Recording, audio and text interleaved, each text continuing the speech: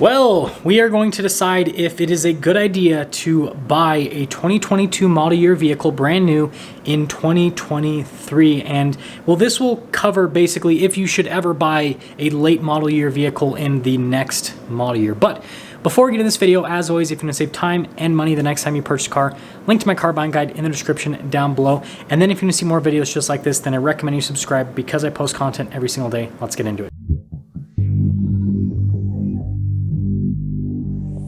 So to be clear, so there's no confusion with this video, I'm talking about buying a late model year vehicle in the next sales year. So in the example I'm going to give in today's video, we're talking about buying a 2022 during the 2023 sales year. I'll first talk about the benefits and then I'll talk about the downsides of doing this. So when it comes to benefits, the obvious first benefit is that you typically don't have to spend as much money on a late model year vehicle compared to a current model year vehicle, because usually the manufacturer has bigger incentives and then the dealership usually will have a bigger discount on the vehicle because, again, it's ultimately old age inventory. They want to get rid of it.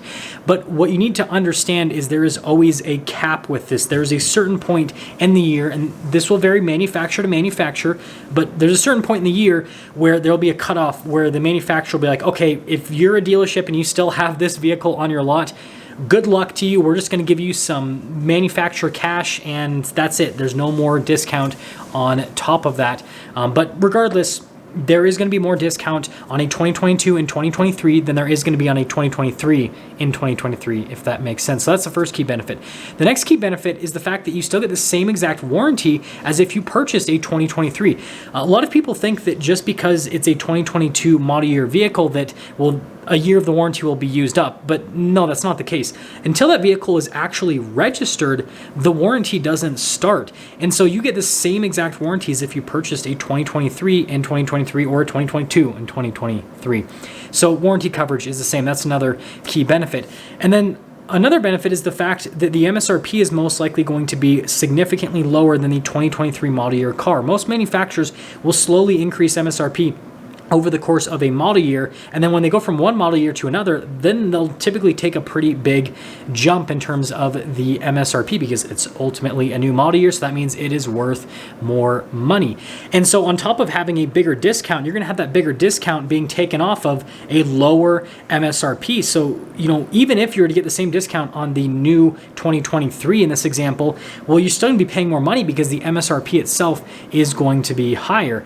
And then another benefit is, well, since it's still a new car, you're still going to get favorable rates compared to if you bought a used version of that same exact car, because new cars tend to have lower rates compared to used cars. Now, obviously, there are exceptions to the rule depending on the vehicle and the mileage, but that's just kind of the general rule. And, sometimes manufacturers will also have a subvented rate on that vehicle because, again, it's an old model year vehicle. They want to get rid of it.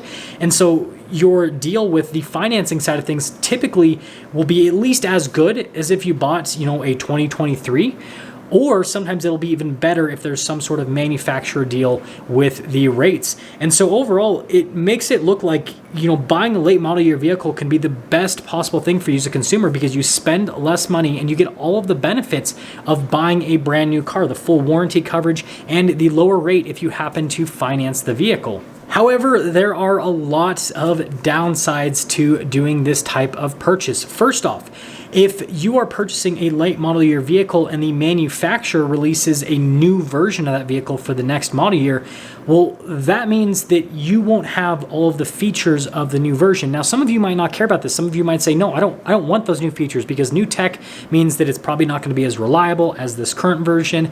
And that means that I would be spending more money in, maintenance costs and everything. And fair enough.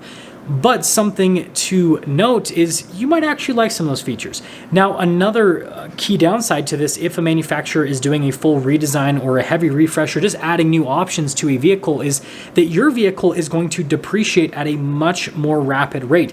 A manufacturer just has to change one item, that's it, for a previous model year vehicle to just seem super undesirable to consumers. An example I'm going to give is with the Toyota 4Runner. For the 2023 model year 4Runner, Toyota added a heated steering wheel. Simple option, right?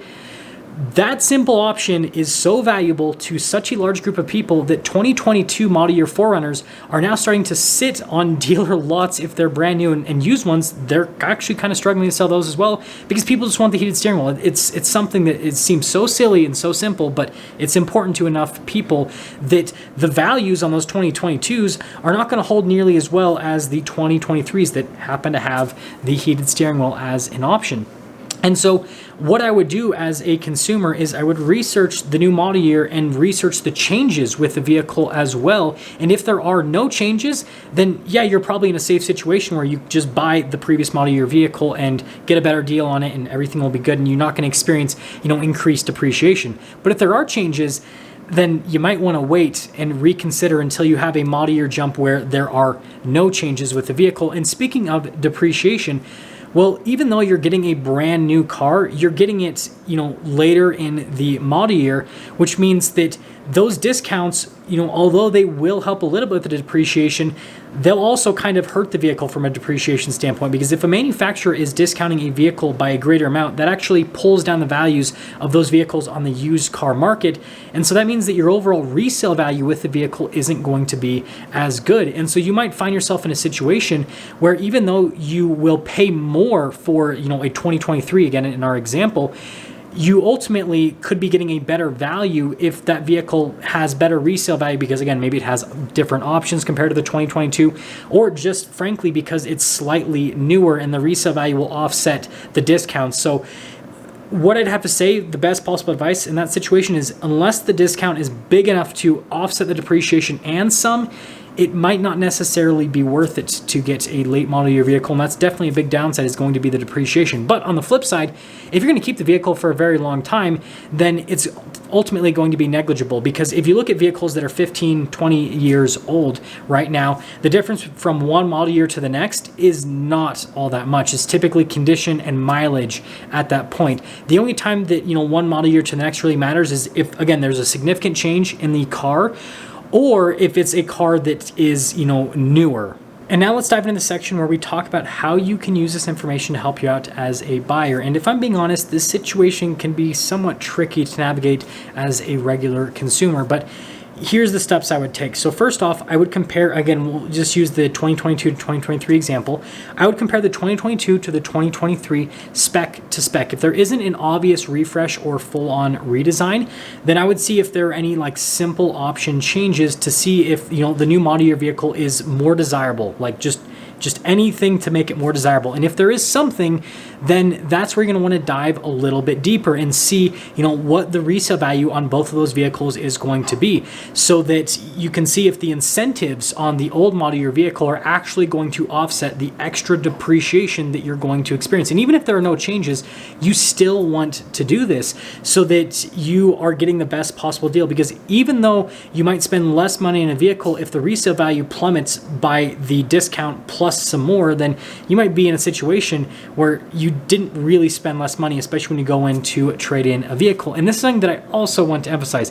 Be honest with yourself with how long you're going to keep the vehicle for. A lot of people will go in and buy a vehicle and think they're going to keep it for the next 10 to 15 years, but in reality, they buy a new vehicle every 2 to 3 years. And so look at your past buying patterns. And if you buy a vehicle every few years, then just assume that with this next vehicle, even though you have the intention of keeping it for longer, that you're probably going to buy a new vehicle within the next few years when you get, the itch for something new. And so again, if that's the case, you got to heavily focus on resale value with the vehicle.